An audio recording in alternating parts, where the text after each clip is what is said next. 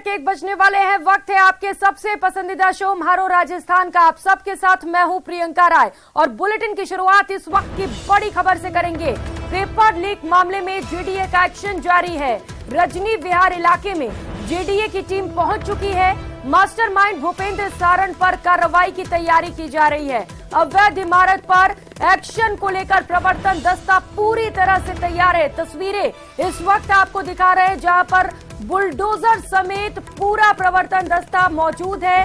JDA tribunal के फैसले का इंतजार किया जा रहा है। जेडीए जोन अधिकारी, ईओ और इसके साथ ही एक्सीएन भी इस वक्त अलर्ट है। एक्सक्लूसिव तस्वीरें न्यूज 18 राजस्थान पर इस वक्त आप देख पा रहे हैं, जहां पर जैसे ही जेडीए ट्रिब्यूनल कोर्ट की ओर से फैसला सामने आता है, तुरंत बिना किसी इंतजार के जो वहां पर अवैध विला है उसे ध्वस्त करने की पूरी जो तैयारी है वो जेडीए की ओर से कर ली गई है। बुलडोजर को मौके पर तैनात कर दिया गया और इसके साथ ही जेडीए के कई बड़ी अधिकारी इस वक्त मौके पर मौजूद हैं। ईओ के साथ ही एक्सीएन भी इस वक्त अलर्ट मोड पर है।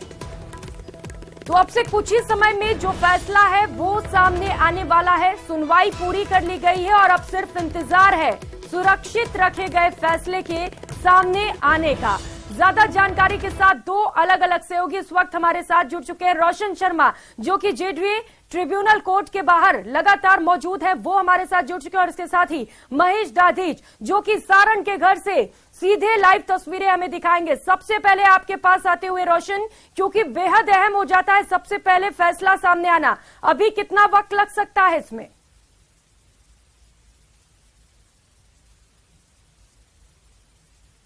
वो सुरक्षित रख लिया गया है। कुछ ही देर के अंदर फैसला आने की उम्मीद है, लेकिन कुल मिलाकर ये कहा जा सकता है कि जो इस पेपर लीक के मास्टरमाइंड है भूपेंद्र सारण और जो उनके भाई हैं गोपाल सारण, उनका ये जो रजनी विहार का भूखंड है इसका ध्वस्त होना तय है। जो इसका अवैध निर्माण है वो या तो खुद हटाएगा या फिर जो जेडीए का प्रवर्तन दस्ता वहां पर मौजूद है वो कुछ ही देर के अंदर ध्वस्त कर देगा। ये जो पूरा जो प्रकरण है वो जेडीए ट्रिब्यूनल कोर्ट के फैसले के ऊपर टिका हुआ है। जैसे ही जेडीए ट्रिब्यूनल जो कोर्ट का फैसला आता है उसके बाद में स्पष्ट हो जाएगा कि इस पूरे प्रकरण के अंदर क्या कुछ रुख रहने वाला है। कोर्ट के आदेश के बाद जेडीए का यहाँ पर जेडीए के पक्ष के अंदर फैसला होता है, तो ऐसे में जेडीए का प्रवर्तन दस्ता पहले से ही रजनी विहार स्थित कॉलोनी के अंदर मौजूद है, भारी लवाजमे के साथ वहां पर मौजूद है। पूरे उसको अवैध जो निर्माण है उससे ध्वस्त कर दिया जाएगा। लेकिन यहाँ पर जो गोपाल सारण की याचिका है और गोपाल सारण के पक्ष में अगर आता है तो ऐसे में उन्हें समय दिया जाएगा कोर्ट की ओर से कि ये जो तय समय है इसके अंदर जो अवैध निर्माण करता है वो अपने अवैध निर्माण को हटा ले।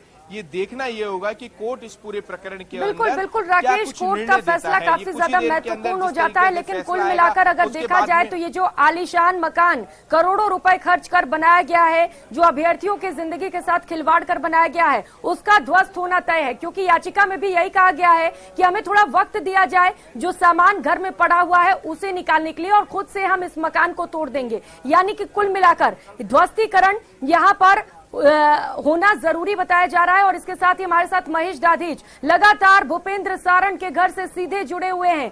महेश, जिस तरीके से वहां पर तैयारी की गई है जेडीए की ओर से, इसे देखकर तो यही लग रहा है जेडीए फुल कॉन्फिडेंस में है कि फैसला उसी के पक्ष में आने वाला और पूरी तैयारी वहां पर ध्वस्तीकरण को लेकर। जरा दिखाइएगा तस्वीरें।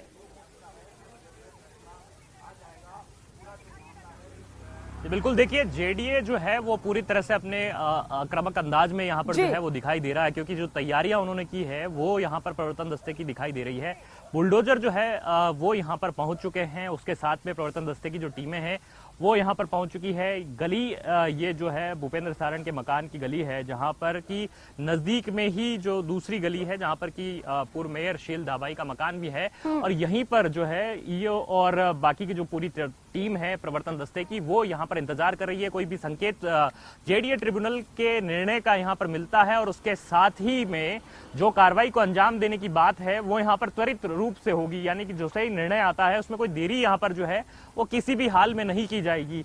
बैरिकेडिंग जो है वो यहाँ पर जो है करवाई जा रही है। पुलिस जो मौके यहाँ जो लोकल थाना स्थानीय थाने हैं उसकी तरफ से भी जो है अलर्टनेस कर ली गई है। ट्रैफिक के जो पुलिसकर्मी हैं वो भी यहाँ पर मौके पर मौजूद हैं और यानी कि पूरा जो सरकारी जाब्ता है वो यहाँ पर तैनात है और इंतजार केवल और केवल जेडीए के ट्रिब्यूनल कोर्ट का जो निर्णय है वो आना ही जो है शेष है। और उसके बाद में किसी तरह मेरा आपसे है सवाल यहाँ पर कार्रवाई है मकान को हम देख पा रहे हैं कितने रुपए की लागत से इस मकान का निर्माण किया गया और इसके साथ ही महेश क्योंकि पूरा जो निर्माण है वो अवैध नहीं है, इसके कुछ हिस्से अवैध पाए गए हैं, तो क्या पूरे मकान को गिराया जाना है यहाँ पर या सिर्फ उन हिस्सों को गिराया जाएगा जो अवैध पाए गए हैं? जरा इसे लेकर अगर आप बात कर पाए जेडीए के किसी अधिकारी से।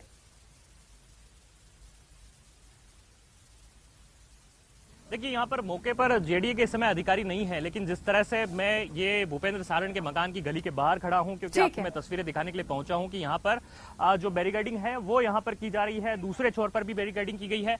लेकिन जो जानकारी आपने मांगी है उसके संबंध में मैं यहाँ पर जरूर आपको बताना चाहूंगा कि 28/46 का ये मकान है जिसमें की सेटबैक जो छोड़ा जाना चाहिए, बिल्डिंग बायलॉज के जो नियम होते हैं वो उनकी पालना यहाँ पर जरूर की जानी होगी, क्योंकि जब भी कोई मकान बनता है उसके पहले जेडीए से स्वीकृति ली जाती है या फिर नगर निगम से स्वीकृति ली जाती है। जेडीए क्योंकि यहाँ पर इस इलाके में जेडीए लगता है तो ऐसे में जेडीए से जो स्वीकृति थी वो यहाँ पर 2 मंजिला मकान बनाने के संबंध में नहीं ली गई थी, ऐसा जेडीए के प्रवर्तन शाखा ने बताया है। और साथ ही में आगे जो रोड पर 4 से 5 फीट का रैंप बना है वो आधे रोड को दबा जा रहा है, सबसे पहला अतिक्रमण है। इसके बाद में अतिक्रमण आ जाता है 15 फीट आगे का जो सेटबैक छोड़ने का जो नियम है वो यहाँ पर पालना उसकी नहीं की गई है। पीछे जो 8.5 फीट का जो सेटबैक छोड़ा जाना है वो यहाँ पर नहीं की गई है।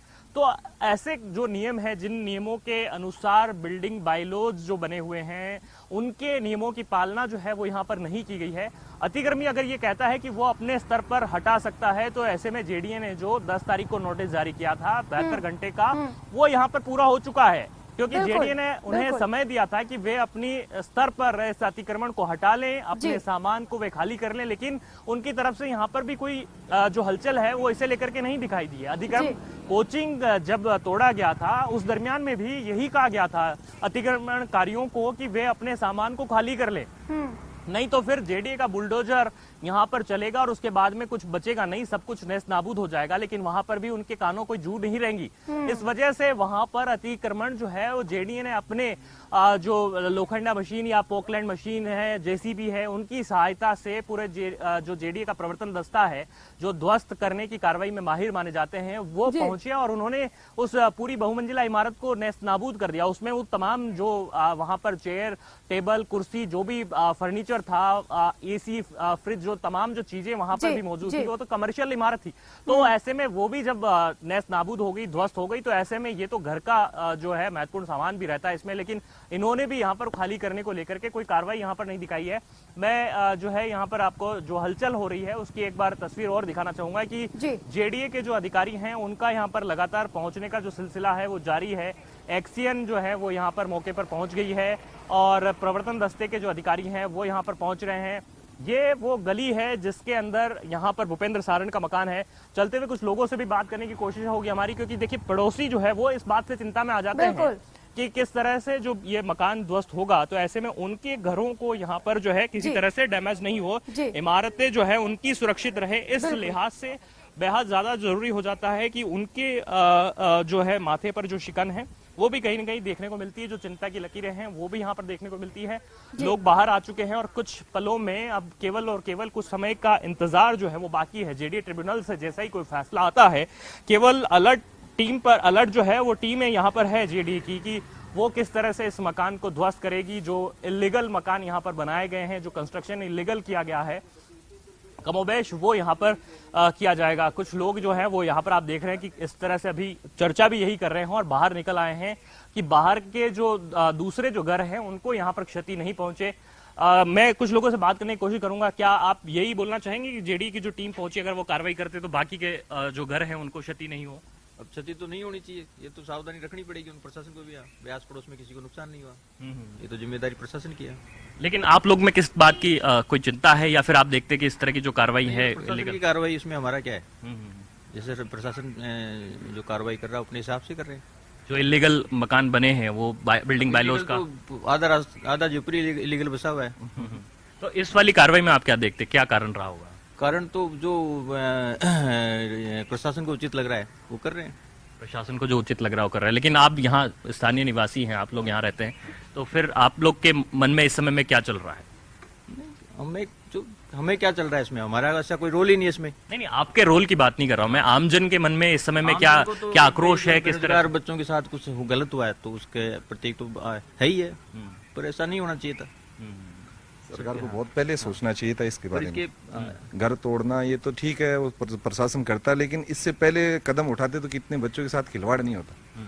अब खिलवाड़ होने के बाद में कुछ कदम उठा रहे हैं तो वो एक चलो ठीक है, भय पैदा करने की कोशिश है, लेकिन उसका अमूमन जो स्टेप लिया है कि वो क्या है कि आगे ऐसा नहीं होगा, वो इंश्योर कैसे करेंगे कि आगे ये चीजें नहीं हो पाएंगी। बिल्कुल ठीक है, यही आप यही भावना आपकी है। हमारी तो कोई भावना तो प्रशासन के हिसाब से काम हो रहा है, हमारे चाहने से क्या होगा। हाँ। वो तो ठीक है, कार्रवाई है तो वो करके जा रहे हैं। हाँ। बाकी तो सरकार को सख्त कार्रवाई करनी चाहिए। ऐसे जो यही नहीं है तो मान लो कुछ बिल्कुल और जो दूसरे भी सब कुछ कर रहे हैं उनके खिलाफ, पहले भी पूर्व दूसरे भी लोग हैं उनके खिलाफ कार्रवाई करनी चाहिए। तो देखिए, आम जन जो है वो यही सोच रहा है, और जो ये यहाँ पर भूपेंद्र सारण के पड़ोसी हैं वो भी इस बात को कह रहे हैं यहाँ पर कि प्रशासन को जो उचित लगेगा वो करे। यहाँ पर प्रशासन कर भी रहा है, लेकिन इस बात की उनके मन में जरूर चिंता है कि देखिए, जब यहाँ पर इस अवैध निर्माण को हटाया जाए तो ऐसे में बाकी के पड़ोस के जो मकान हैं वो सुरक्षित रहे। इस बात को जरूर जो है इन्हें इस बात की सुनिश्चितता कर लेनी चाहिए, पालना कर लेनी चाहिए। बाकी जो आसपास मकान है उन्हें नुकसान न पहुंचे, लेकिन जिस तरीके की महेश अभी आप तस्वीर दिखा रहे हैं, लगभग सभी मकान यहाँ पर अतिक्रमण की जद में आ जाएंगे अगर नापजोख किया जाए तो। और ये बड़ा सवाल है जेडीए के ऊपर कि जेडीए की नाक के नीचे इस तरीके से अवैध अतिक्रमण किया जाता है और इस पर जेडीए कोई कार्रवाई नहीं करता है। देखिए प्रियंका, ये बात तो बिल्कुल आपने ठीक कही है कि, और जिस तरह से खुद लोग यहाँ के जो स्थानीय जन हैं वो भी स्वीकार कर रहे हैं, इस बात को कह रहे हैं कि अगर अवैध अतिक्रमणों को और बिल्डिंग बायलॉज की अगर पालना की बात यहाँ पर कर ली जाए तो फिर देखिए कि यहाँ पर जयपुर में करीब 40 से 50% मकान तो आपको बिल्डिंग बायलॉज का अतिक्रमण का जो है वो पालना करते हुए नहीं मिलेंगे। ये खुद यहाँ के स्थानीय निवासी हैं, वो ये बात कहते हुए दिखाई दे रहे हैं।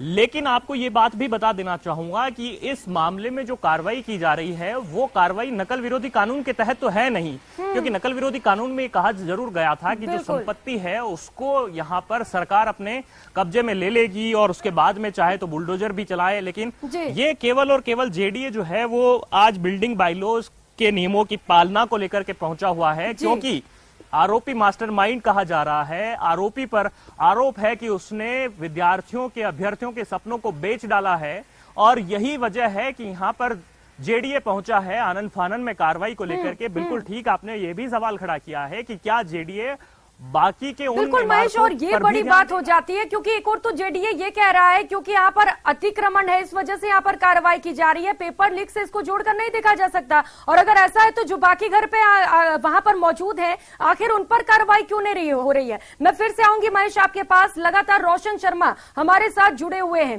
रोशन, क्योंकि आप उस दौरान भी वहां पर मौजूद थे जब बहसबाजी चल रही थी, आज क्या लग रहा था, किसका पलड़ा भारी है? क्योंकि एक और तो जेडीए है जो ये कह रहा है कि वहां पर अतिक्रमण है उसे हटाया जाना जरूरी है, और वहीं दूसरी ओर एक ऐसा परिवार है जो कुछ लोग जेल में है, कुछ लोग फरार चल रहे हैं। किसका पलड़ा भारी लग रहा है और क्या लग रहा है किसके पक्ष में फैसला सामने आ सकता है? रोशन।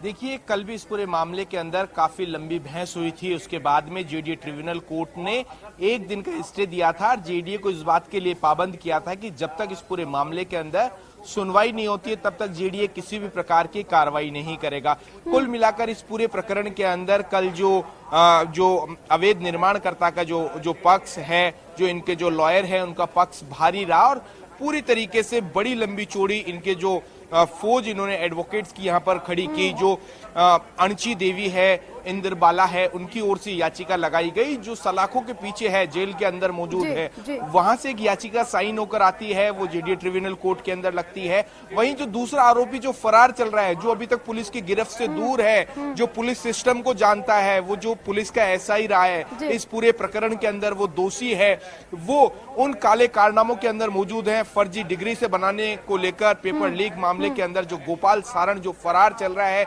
जिसे पुलिस का इंतजार है कि पुलिस उसे धर पकड़े, उसकी ओर से 2 याचिका लगाई जाती है। पहली याचिका लगाई जाती है जेडीए ट्रिब्यूनल कोर्ट के अंदर। इससे पहले ही जो अणजीत देवी इंद्रबाला की ओर से याचिका लगा दी गई है, तो यानी ट्रिब्यूनल के अंदर इसी मामले के अंदर लेकर पति पत्नी की ओर से अलग अलग याचिकाएं लगाई जाती है।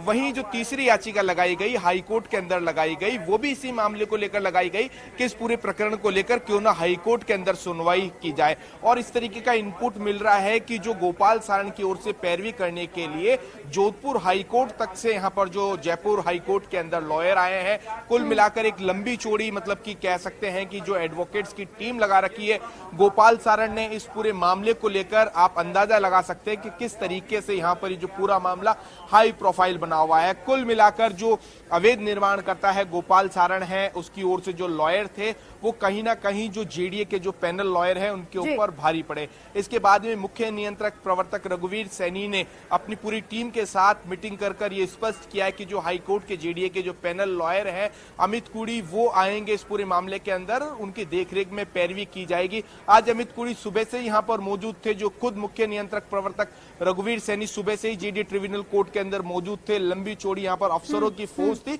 दूसरी टीम मेरे सहयोगी महेश, जहां पर ये जो रजनी विहार कॉलोनी के अंदर जो गोपाल सारण का अवैध निर्माण है वहां पर पहले से मौजूद थी कि अगर जेडीए के पक्ष के अंदर फैसला आता है तो ऐसे में जेडीए की जो टीम है वो उस अवैध निर्माण को ध्वस्त कर देगी। लेकिन अभी तक जो कोर्ट का फैसला है वो सुरक्षित यहां पर रखा गया है। देखना यह होगा कि जो कोर्ट का फैसला है वो किस पक्ष में आता है। ये कुछ ही देर के अंदर ये स्पष्ट हो जाएगा कि कोर्ट इस पूरे मामले को लेकर अपना क्या रुख रखती है, कोर्ट का क्या कुछ फैसला रहने वाला है। ये देखने वाली बात होगी कि इस पूरे प्रकरण के अंदर क्या कुछ रहने वाला है। लेकिन हम लगातार जिस तरीके से जेडीए के जो लॉयर हैं हम उनसे बात कर रहे थे कि क्योंकि ये जो पूरा मामला है जेडीए बिल्डिंग बाइलॉज के तहत यहाँ पर लड़ा जा रहा है, ऐसे में इस तरीके के मामलों के अंदर कोर्ट के क्या कुछ जजमेंट रहते हैं, कोर्ट की क्या कुछ इस तरीके के वो रहते हैं, इसको लेकर बताया गया है कि कोर्ट संभवतः ऐसे मामलों के अंदर जो पीड़ित जो अवैध निर्माण करता है उसे एक समय देता है कि एक टाइम बाउंड समय के अंदर